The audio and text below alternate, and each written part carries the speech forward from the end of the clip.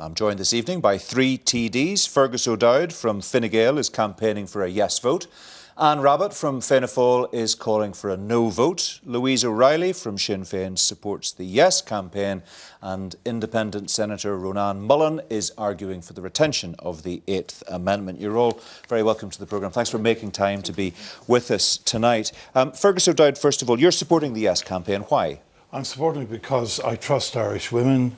We have thousands of Irish women going every year to the United Kingdom to have an abortion, and we have Irish women, over 1,000 at least per annum, taking abortion pills here which are unsafe without doctor supervision. And I recognise the reality, and the reality is we must look and care for our women at home in these situations, and I believe that's what the people want, that's what the women I'm talking to want, that's what young people want, and as a legislator I believe that I should support that view. And just to be clear, Fergus O'Dowd, you took some time to decide your position. In fact, you were more in the no camp some time ago, so you've come over to the yes camp. What changed your mind? Well, I've come from a very traditional Roman Catholic family. 5 members of my father's family were in religious orders, so you know I've reared in that environment. But obviously, as a father and as a grandfather, and looking around me now and dealing with lots of people, I know one family that have had a fatal fetal abnormality. The child had no lungs. It had to go full term. They couldn't afford to go to England. I know the trauma and upset it was for everybody, and I don't want that to happen again. You don't find that, Anne Rabbitte, a compelling case? I certainly do find it a compelling case, but the question that has been put to the Irish people on Friday the 25th is in relation to unrestriction abortion up to 12 weeks, and I'm not comfortable with that. That is why I will be voting no. I sat on the committee, I listened to all the evidence that came before us, and I would have been voting for retention of the 8th, but I would have been very comfortable if there was amendments put into it to deal with the hard cases, be it the rape, the fatal fetal abnormalities and incest. But regrettably, that's not the choice that has been put to me at this moment in time. So, just to be clear, you think that some change needs to happen, but the wholesale change that would come about with the repeal of the 8th Amendment isn't something you can back? That's correct. OK. Louise O'Reilly, you are in support of the government's position on repealing the 8th Amendment. What has convinced you that change is necessary? Well, I've spoken to families who have had to go to England for a termination following a diagnosis of a fatal fetal abnormality. I've spoken to women who have been the victims of sexual violence, and they had to leave their own country to get the support that they needed. I am not comfortable as an Irish woman with that. I'm not comfortable living in a state that forces women to go abroad in that way. And let's be honest and frank. What we have at the moment is a situation whereby abortions happen and Irish women have abortions every day of the week. They simply leave Ireland to do so. So what we have done effectively is we haven't banned abortion.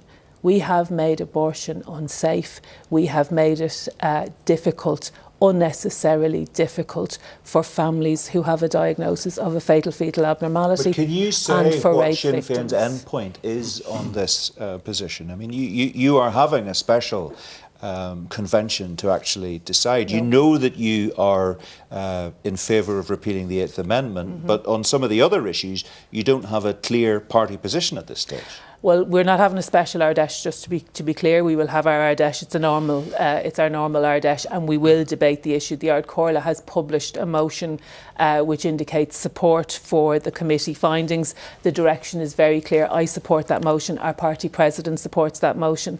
Our deputy president supports that motion. So we will argue that at our Ardesh, right, so and our membership will decide. You expect that Sinn Féin would row in behind the government's draft legislation, do you? My understanding is, and my feeling is, that Sinn Féin members will back that position. And I want to be very clear with you, because the reason the committee recommended the 12-week proposal was out of consideration for those women who had been raped. When we considered the issue of a pregnancy that results from rape, we found that there was no compassionate way to deal with that. We looked at the possibility of legislation. There is no compassionate way to deal with a woman who has been raped in legislation where there must be some form of verification. That's re-traumatising a rape victim, and I don't want that, and I don't think the people of Ireland want that. Senator Ronan Mullen, you fundamentally disagree with that.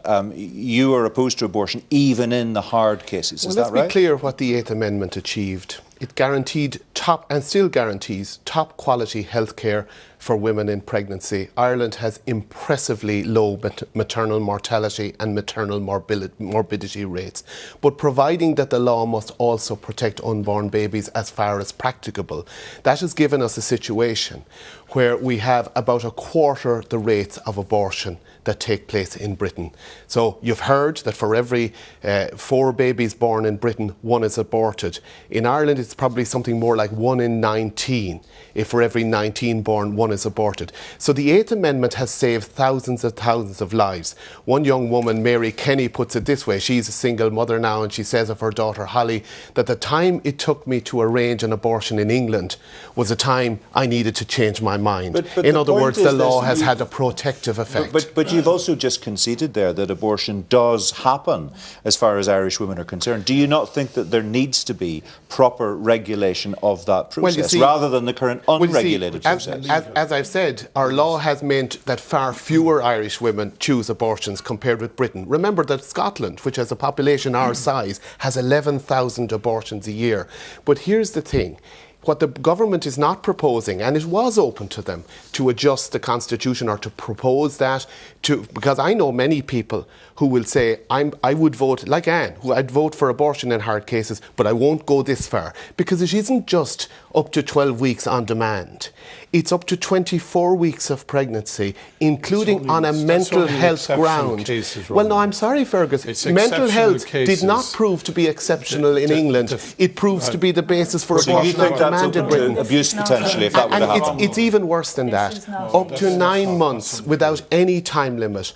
One doctor can sanction an emergency mental health abortion, even though there are no grounds to link mental health. You can see Ronan's concerns. So it's a very tragic situation. If the life of the mother is at risk... No, Fergus, you're misreading the law. I want to make the point. It's quite clear in the proposed legislation that if the life of the mother is at risk, the doctor may... But hold on. I knew I'd need this document. I knew you would misrepresent the law. Can I finish my point to you, Ronan? Yeah. The point is that in the case of fatal fetal abnormalities, that's the only operation or activity that takes place after the 24 weeks. No. It is a question... Hold on a second now. It's a question of... You're forgetting... I'm sorry. It doesn't even have to... Hang on a second, Ronan. I'd like to be able to speak. Just let Fergus make his point. Speak. And I've one real question for you, Ronan, and it's this. If you had a daughter that was 12 or 13 and was raped and didn't want to carry that child, what would you do, Ronan? Well, what would you do? Yeah,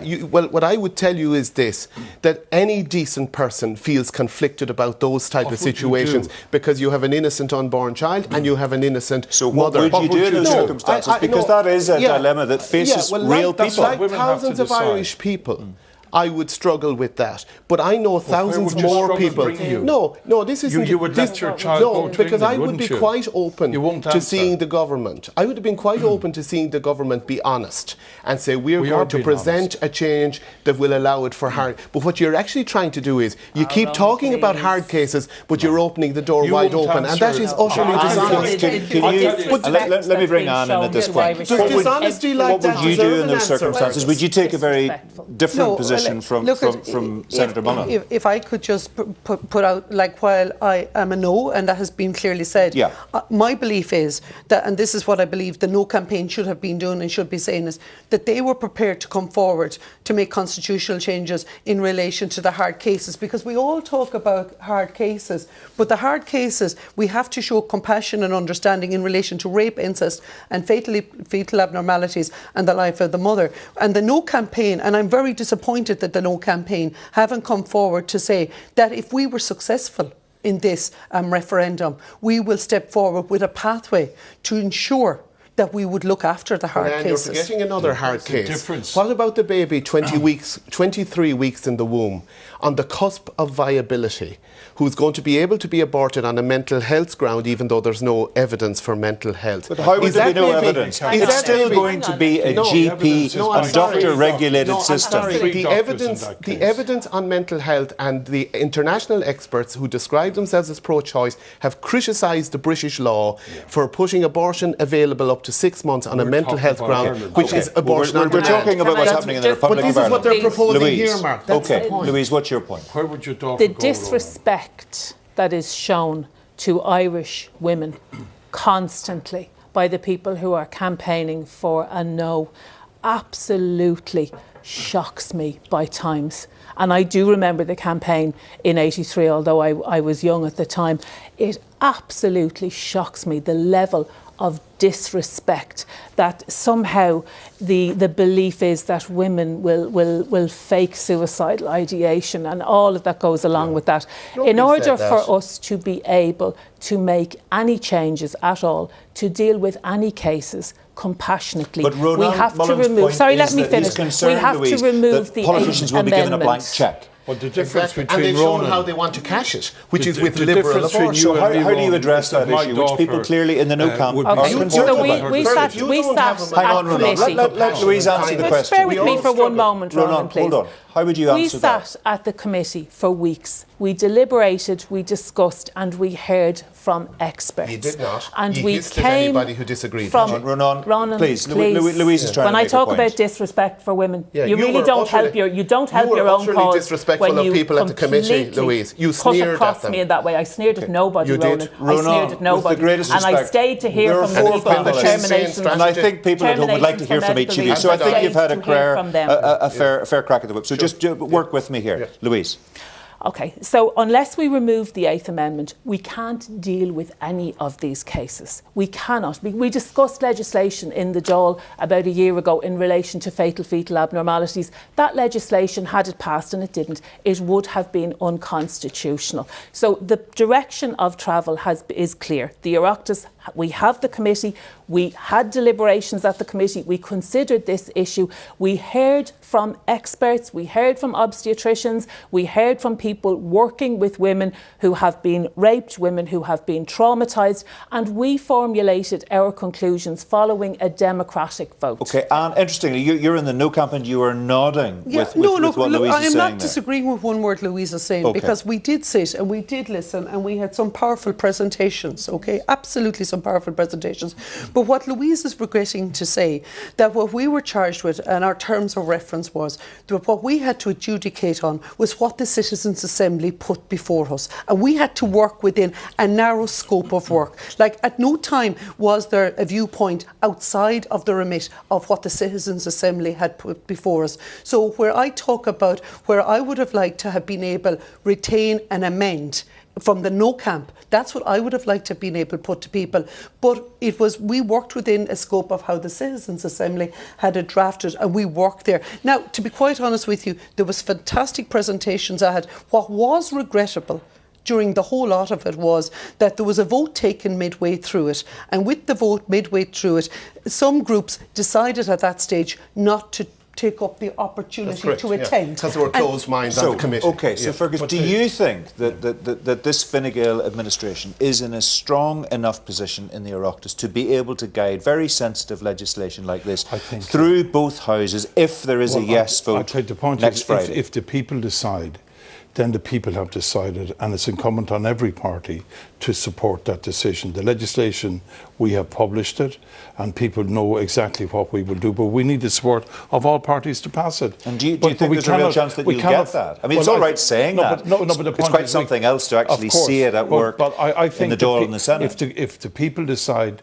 yes, then I believe the legislation will pass.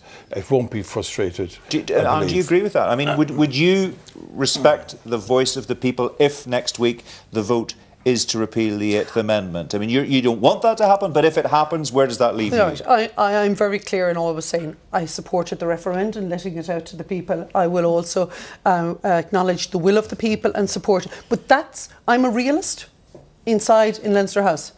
And I honestly believe, and we see what's going on with different pieces of legislation there at the moment, and you'd have to agree with me, the amount of filibustering that takes place to prevent legislation going through. Can I see the legislation going through the way it's been presented? No. So that's why I'm trying to say the no vote or the no campaign should be coming up with an alternative, even at this later stage.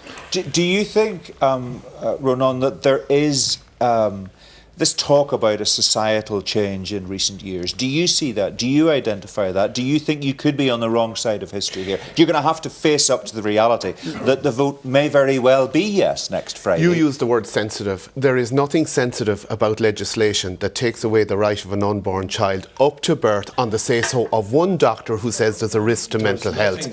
There is nothing sensitive. There is nothing sensitive. But you see, Fergus, because of our law, because they've been Fergus, raped. give me a chance, please. Because of our law, we have protected mothers' lives and health care, and at the same time, we have impressively low abortion with rates. respect, Ronan, you're not actually answering the question I asked you. You see, Would you answer the question I asked you, which is, do you accept that there is a direction of travel? Look at the Irish Times poll today, which suggests it'll be a clear win for the Yes campaign next Friday. There is no empathy here, Mark, with the unborn children. Love Both is about protecting mothers and their babies. We have done very well in Ireland so far. Listen, Torshansdom, Leatherhill. You talk about respect, but you show very little, with due respect to you. No, you're not. I mean, I'm going to just ask you for the third time, and then I'm going to go to other people and ask you. Yes. Do you accept there is a very real possibility that the vote will be yes next week? There is a direction of travel, and you're on the wrong side of it. And if that's the case, I'm asking you, what will you do? Well, Nuala O'Loan said this evening that it's a real shame that there wasn't consultation with politicians and others north of the border because of the implications of this change for human rights, given the Good Friday Agreement. Nobody, if the government gets its way and they get a blank cheque to legalise abortion on demand the way they're proposing, that will be a tragedy for human rights, and it is something that anybody committed to human rights will have to oppose. OK, Louise, let me ask you about that Irish Times poll today. When you discount the don't knows and the won't votes, it's 42% no, 58% yes. Do you think the Yes campaign has it in the bag at this stage? I wouldn't say we have it in the bag, but we are doing a huge amount of canvassing. I've been out myself, 20, 30, I think maybe 40 canvasses at this stage. We're holding information stalls. We are getting a very positive response from people, because people realise, this is not 1983 anymore. People recognise the fact that, we've all sat in Dublin Airport and we've all seen that woman on her own.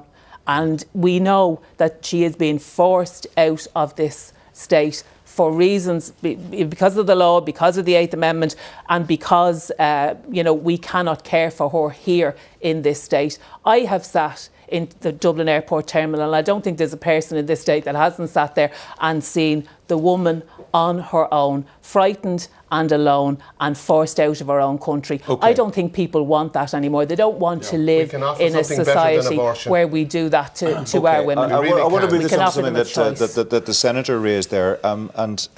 Fergus O'Dowd, you are a border TD, and I wonder if there is a yes vote next Friday, what are the potential implications for women in Northern Ireland? Well, obviously it's for women anywhere to decide what they want to do. And clearly, if a woman lives in the north or the south, at this moment they both have to go to England. They don't have a choice here.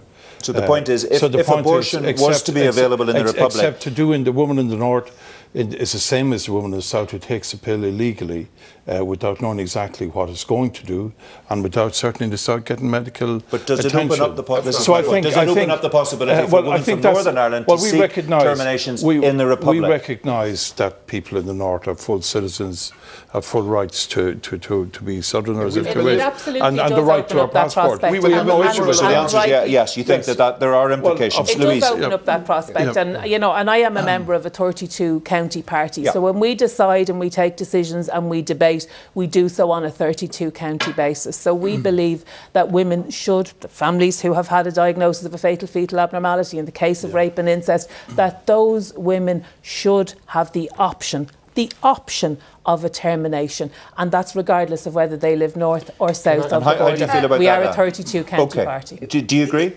If the yes was to pass, I'm sure that the people will come south of the border, absolutely. But can I go back to there in relation to the Irish Times opinion poll in relation to the yeses and nos?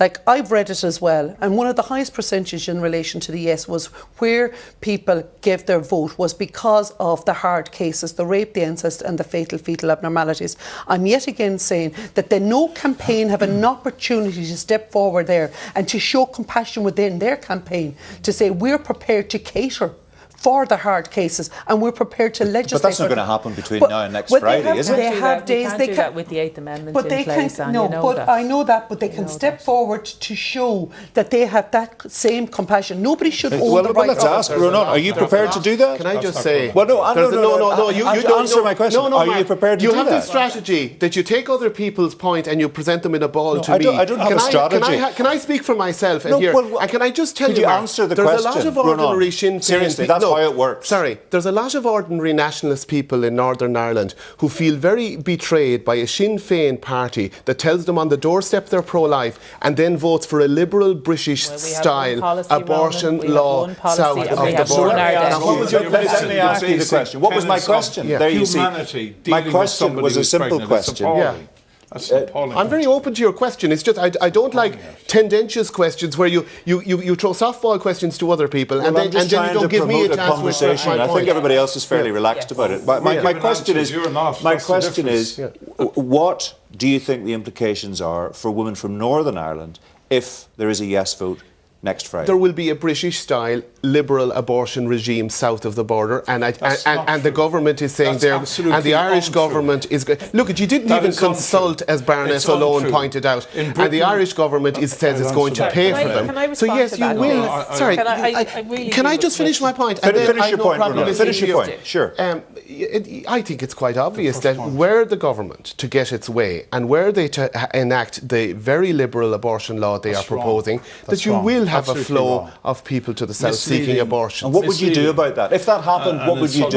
Well, what I would do is encourage people that there is always a better way than abortion, that we can protect mothers and their unborn babies. So many women feel betrayed by abortion. They come back after abortions feeling they were never told that they had an opportunity, that they had support. But those women are never listened to by pro-choice. Okay, Fergus. The regime in Ireland, if the law passes, will be 12 weeks. In Britain, it's 24.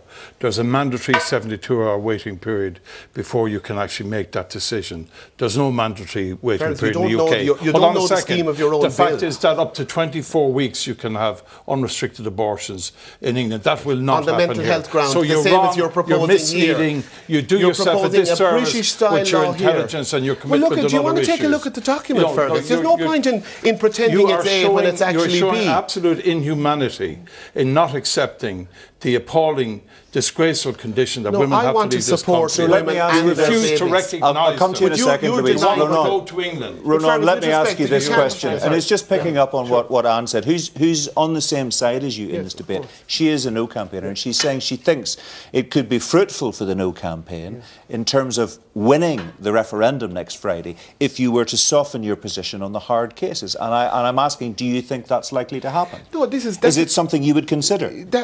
Everybody is entitled to their own views on hard cases, and many good people struggle with them and they see two sides of them. When you talk about all of these hard cases, only a stone would not feel compassion. But you won't shift your position. But sorry, I am only one voter. There are thousands of Irish people who are going to vote no to this proposal because they would support abortion in hard cases, but they don't believe in the abortion on demand model that is being proposed by the Irish government. You have one vote, but you're a significant figure in the campaign, so you're influential beyond your vote. Louise. We all have to try and speak with integrity about what we believe is right. And Louise has been trying to come in. Okay, so when we want to address the issue of women who are living in the north, we need to, I mean, when you talk about if politicians have been consulted, we have consulted with politicians who are Sinn Féin politicians, absolutely, at our desk. That's not the requirements of the Good Friday Agreement. We have had those discussions, we have had that debate. Hang on, Ronan. And we also cannot lose sight of the fact Ronan has been asked several times, what does he say to women who have been raped? What does he say to them? He says, there's your Ryanair ticket, love, good luck with that. And that absolutely don't be so glib. lacks that is a horrible compassion. No, it lacks compassion you're just for being those women. opportunistic with other people's in any way suffering. opportunistic. We're out of time here. You should not be so glib about something so tragic. We've given it plenty of time. I think we could continue the conversation for quite some time after this. Thank you all very much indeed for joining us on the programme tonight. I appreciate it very much indeed.